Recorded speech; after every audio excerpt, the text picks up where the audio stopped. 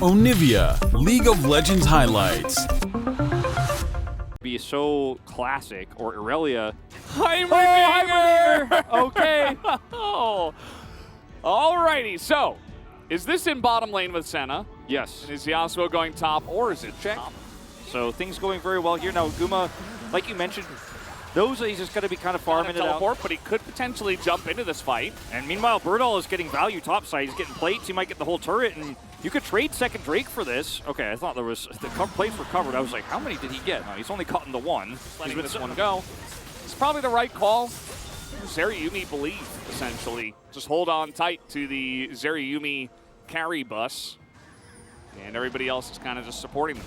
Yeah, and this is definitely a fine line of thinking, especially considering Dom and Kia have... It's still good, right? It's still going to be nice.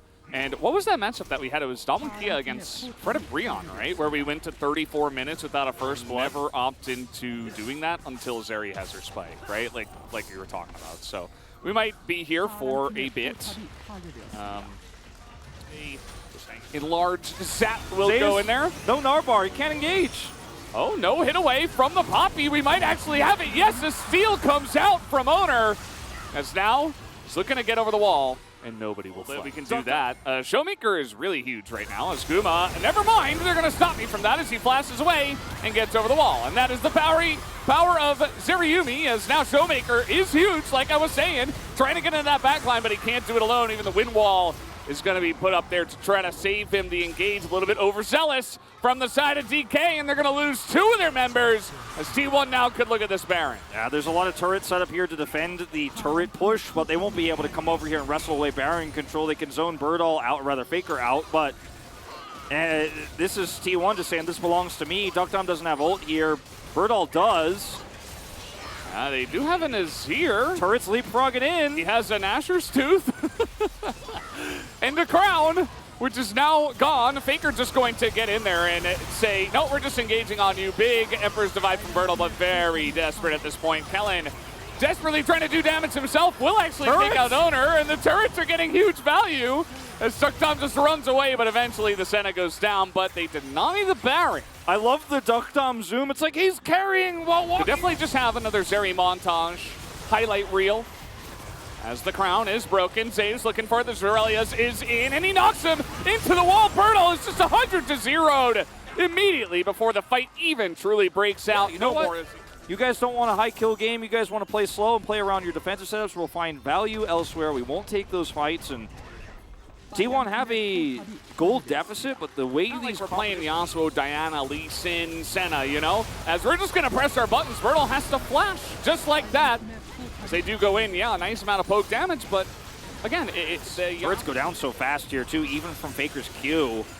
Hey, Showmaker pretty powerful, but he's just gonna have to flash away himself. Still get taunted at the end of this as Canyon is not going to have the knockaway, and it's going to be Yumi who comes in and steals it. Are you kidding me? As Dom Kia will not be able to go home. Yeah, Yumi is a wonderful being here in the League of Legends universe.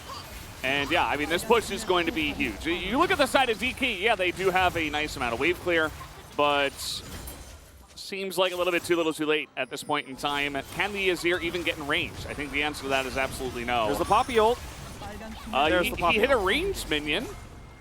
Here it is. There, Showmaker feels like a utility pick in this game gone wrong because he hasn't been able to really set up for big last breaths. Yeah, hasn't had big knockups. Like, this is what you were saying earlier. Yeah, it's like the knockups here are not too much. It just seems like an overcomplicated flex. I mean, Birdall on the Azir has been, you know, he hasn't really done much. Maybe that's why he was playing. Like, maybe he's practiced this, but he's kind of just been sitting around getting killed by a Meganar, to be honest. That's not really having much play. I mean, like, I'm one of the best League of Legends players in the world. No angels up there are going to be telling me how to play this game, but I mean, the Baron is being taken. T1 are just like, I have all the vision, you guys can't approach. Elder's not for 230. Guess what the timer on Baron is? 230 going to coming through here, and that's going to be them having prio for Elder. Look at the timing of this. It's just so great for them. Baron's free. I mean, Dom Kia knew this was happening. They know they can't get into the pit right now. They're just not going to do it. They're just going to hold up the wall and say, do not come through into our base. Birdall and crew are just going to say, Baron's for 3. You're going to have the extra buffer of time for that Elder Drake. But we have to somehow just defend this and hope we don't lose any inhibs. That's you're putting all your hopes and dreams on. I don't think that's going to happen. I think T1, they're just going to, they have so many ways. They have so many front lines too. Like their comp is very well balanced. They have so many ways to poke as well. So DK at the end of the day, I mean, they're essentially saying, we are going to fight on the Nexus and only the Nexus. Maybe they'll, okay. Well, it does have a lot of health. I'm not optimistic for their chances here, but they're trying to force it. Forgive me for not really believing this, but let's see. I mean, they've gotten in as Kellen basically dies. He's basically not in the fight. He's going to try to heal this one up as Faker's just pushing mid. He is going to join his team eventually as now we do have the Zeri. Take a look at Guma on the top side. They're not able to get this. It is Dia0 picks it up, but who cares? The Zeri lives. And 5 members of T1 will live as well, and that's going to do it. T1 are going to the Summer LCK Finals. It was Damwon Kia who prevented the reverse sweep from KT Rolster, but they will have their reverse sweep prevented by T1 here in this 5th and final game. T1, they built a draft that's around the Zeri. They draft more standard here, and they prevent the reverse sweep. Calm and collected under high pressure here in the 5th game against top Azir. And